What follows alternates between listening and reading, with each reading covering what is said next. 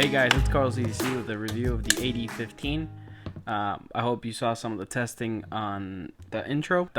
Usually the way I do reviews is I take the knife to work and I do everyday carry stuff to it, or with it I mean. As a construction worker, I'm opening out a lot of packages, breaking down a lot of boxes, just doing construction stuff, and even a lot of detail work. For example, we were doing some lights and just covering the LED panels and painting everything else. And I use this thing, but yeah, just for general understanding of what it is that I've been doing with this knife. I'm a construction worker in Arizona. I'm 27 years old. Let's move on and do some size comparisons, if that's okay with y'all. Here it is next to the PM2, a knife a lot of people are familiar with. It is kind of in the same realm of hard use, except this one's a bigger, more hard use type of beast, and this is more EDC friendly. But as you can see, the handles are not much difference except on the thickness and the cutting edge. This is giving you 3 inches and this is giving you 3.3-ish inches.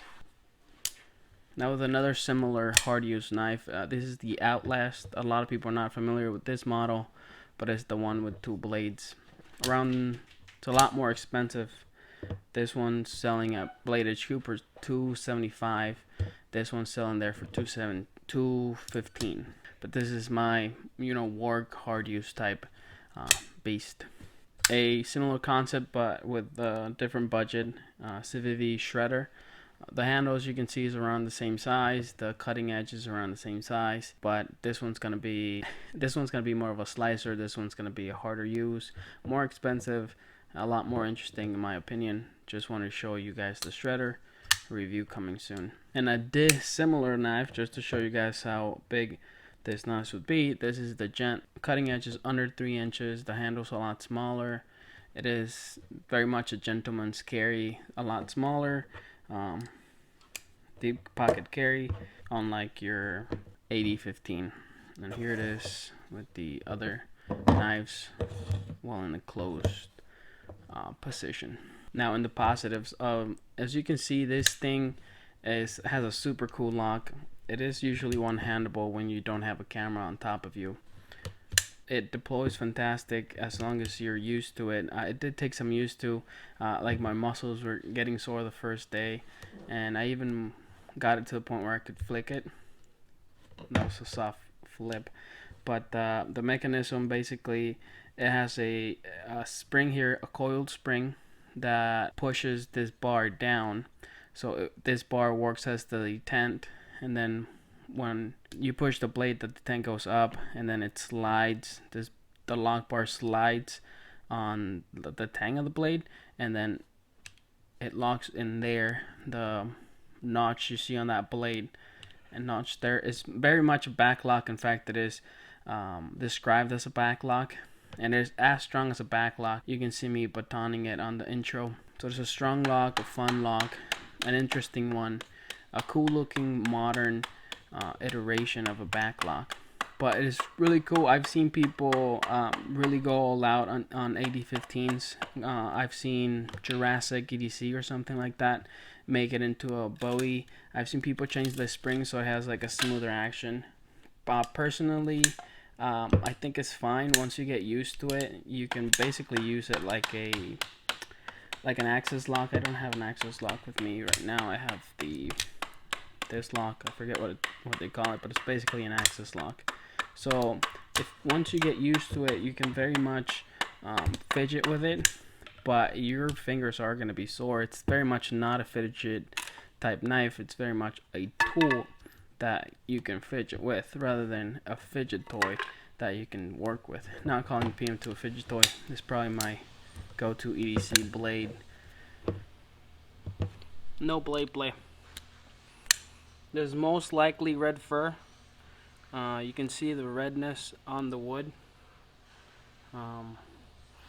Yeah, probably red fur most likely, which is not a hardwood, but it's used for framing and stuff like that, so it's pretty good. It's pretty good building wood. So that's a good part. The next thing I noticed as soon as I grabbed this knife was the ergos on this thing are phenomenal. They're fantastic. They're a lot better than your PM2, and your PM2 you just don't have. You notice that it's a folding knife, but when this thing is in your hand, you almost feel as if you're holding a fixed blade. It just fills up your hand better. Yeah, you have all these crevices here, and obviously you feel that in the pocket clip, but they're not a bother. The ergonomics on this knife are fantastic. My favorites thus far, even better than the Manix 2 lightweight that I reviewed recently.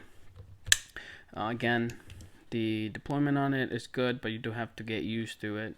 The thumb stud is well chamfered. I must say, however, that I'm not the first owner. In fact, I don't own it. This is very much a loaner from my boy Caleb. But before that, Gunner EDC owned it. Before that, Daddy-O EDC owned it. So this knife has been around, and it has been on YouTube before. It's been reviewed by Daddy-O EDC. So it's been broken in very well. The G10 has been broken in very well. Everything in this knife has been used, and it has been sharpened by Caleb as well. So it's a little bit slicer. I think it would be a little bit slicier than the stock, because the stock version of this cut well, but once you put an actual KME edge on it, it turns into a better slicer. I think the same happened to this 8015. It is ground well. It is very functional. The jimping on it is very custom feeling, which leads me to the next positive. This knife very much feels like a custom blade. It is in a different realm in terms of like the design, and the fit and the finish of it was done very properly by Cold Steel. Props to Cold Steel. Again, I know that a lot of people compared it to the custom versions, which is $600, $700, $800. This is only $215, which is a lot of money. When it first came out, was $160, which, you know, it's mind-blowing. But at $215, I think it's still a really cool knife. In fact, it really feels very custom. It is finished very well. It's extremely grippy for work. It still works with gloves. I used it with gloves. It's not the sliciest knife, but it works well. The tip is really strong. I tested that out too. I didn't get any footage of that. The hardware is nice. But this is very much a working tool, a working man's knife. You can choke up on it and feel very confident. You can grab it back here and feel very confident.